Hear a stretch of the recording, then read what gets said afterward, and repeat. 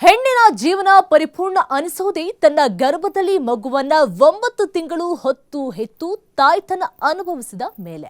ಆದ್ರೆ ಕೆನಡಾದ ಹೆಣ್ಣು ಮಕ್ಕಳು ನವಮಾಸದ ಗರ್ಭವೂ ಬೇಡ ಮಕ್ಕಳು ಬೇಡ ಅಂತ ಗರ್ಭಾಶಯಕ್ಕೇನೆ ಕತ್ತರಿ ಹಾಕ್ತಿದ್ದಾರೆ.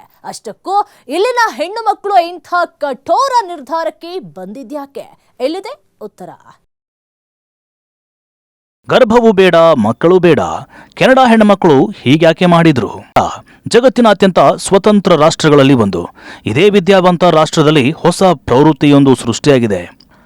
ಅದೇ ಇಲ್ಲಿನ ಸಾವಿರಾರು ಮಹಿಳೆಯರು ತಮ್ಮ ಗರ್ಭಾಶಯದ ಫೆಲೋಪಿಯನ್ ಟ್ಯೂಬ್ ತೆಗೆಸಿಕೊಳ್ತಿದ್ದಾರೆ. ಅದು ಕೂಡ ತಮ್ಮ ಸ್ವಂತ ಇಚ್ಛೆಯಿಂದ, ಸ್ವಂತ ನಿರ್ಧಾರದಿಂದ. ಕೇವಲ ಕೆನಡಾ ಮಾತ್ರ ಅಲ್ಲ, ಇನ್ನು ಕೆಲ ದೇಶಗಳಲ್ಲಿ ಮಹಿಳೆಯರು ಸಾಲ್ಪಿಂಜೆಕ್ಟಮಿ ಎಂಬ ಶಸ್ತ್ರಚಿಕಿತ್ಸೆ ಮಾಡಿಸಿಕೊಳ್ಳುತ್ತಿದ್ದಾರೆ. ಈ ಪ್ರಕ್ರಿಯೆಯಲ್ಲಿ ಮಹಿಳೆಯರ ಗರ್ಭಾಶಯಕ್ಕೆ ಸಂಪರ್ಕ ಹೊಂದಿರುವ ಫೈಲೋಪಿಯನ್ ಟ್ಯೂಬ್ಗಳನ್ನು ತೆಗೆದುಹಾಕಲಾಗುತ್ತೆ, ಇಲ್ಲ ಕತ್ತರಿಸಲಾಗುತ್ತೆ.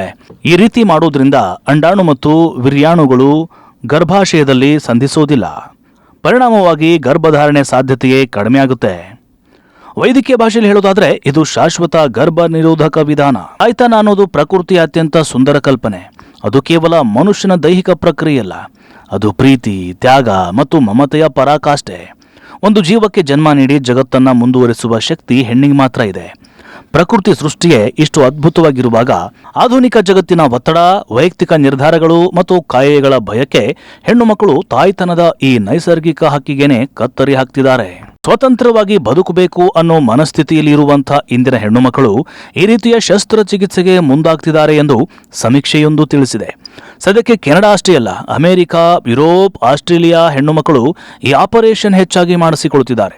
ಅದರಲ್ಲೂ 23ರಿಂದ 30 ವರ್ಷದ ಹೆಣ್ಣು ಮಕ್ಕಳೇ ಈ ಚಿಕಿತ್ಸೆ ಮಾಡಿಸಿಕೊಳ್ಳುತ್ತಿದ್ದಾರೆ. ಇದೇ ಶಸ್ತ್ರಚಿಕಿತ್ಸೆ ಪಡೆದುಕೊಳ್ಳಲು ಇನ್ನೂ ಕೆಲ ಕಾರಣಗಳಿವೆ. ಗರ್ಭ ನಿರೋಧಕ ಶಸ್ತ್ರಚಿಕಿತ್ಸೆಗೆ ಕಾರಣ ಅಂಡಾಶಯದ ಕ್ಯಾನ್ಸರ್ನಿಂದ ಸುರಕ್ಷಿತ. ಮಹಿಳೆಯರಲ್ಲಿ ಮಾರಕ ಅಂಡಾಶಯದ ಕ್ಯಾನ್ಸರ್ ಕಾಣಿಸಿಕೊಳ್ಳುತ್ತೆ. ಈ ಕ್ಯಾನ್ಸರ್ ಅಂಶ ಫಾಲೋಪಿಯನ್ ಟ್ಯೂಬ್ಗಳ ತುದಿಯಲ್ಲೇ ಆರಂಭ ಆಗುತ್ತೆ. ಟ್ಯೂಬ್ಗಳನ್ನ ತೆಗೆಯುವುದರಿಂದ ಅಂಡಾಶಯದ ಕ್ಯಾನ್ಸರ್ ಬರುವ ಸಾಧ್ಯತೆ ಕಡಿಮೆ. 65% ಹೆಚ್ಚು ಕ್ಯಾನ್ಸರ್ನಿಂದ ಸುರಕ್ಷಿತವಾಗಿರುತ್ತೆ. ಜೀವನ ಶೈಲಿಯಲ್ಲಿ ಬದಲಾವಣೆ. ಪಾಶ್ಚಿಮಾತ್ಯ ದೇಶಗಳಲ್ಲಿ ಹೆಚ್ಚಾಗಿರುವ ಚೈಲ್ಡ್ ಫ್ರೀ ಸಂಸ್ಕೃತಿ, ಆರ್ಥಿಕ ಮುಗ್ಗಟ್ಟು, ವೈಯಕ್ತಿಕ ಸ್ವಾತಂತ್ರ್ಯದ ಮನಸ್ಥಿತಿ, ತನ್ನ ದೇಹ ಸ್ವಂತ ಇಚ್ಛೆ ಕಾರಣಕ್ಕೆ ಮಕ್ಕಳೇ ಬೇಡ ನಿರ್ಧಾರ, ಮಾತ್ರೆ, ತಾತ್ಕಾಲಿಕ ಗರ್ಭ ನಿರೋಧಕಗಳ ಅಡ್ಡ ಪರಿಣಾಮಗಳಿಂದ ಉತ್ತಮ ಮಾರ್ಗ. ಹೆಣ್ಣು ಮಕ್ಕಳು ಹರೆಯದ ಹುರುಪಿನಲ್ಲಿ ಈ ಶಸ್ತ್ರಚಿಕಿತ್ಸೆ ಮಾಡಿಸಿಕೊಳ್ತಿರಬಹುದು.